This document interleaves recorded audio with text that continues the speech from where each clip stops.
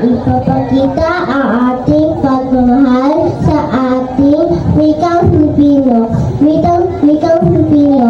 Kaya ganda makinggan, pero bakit nahihirapan tayo? Bigas ito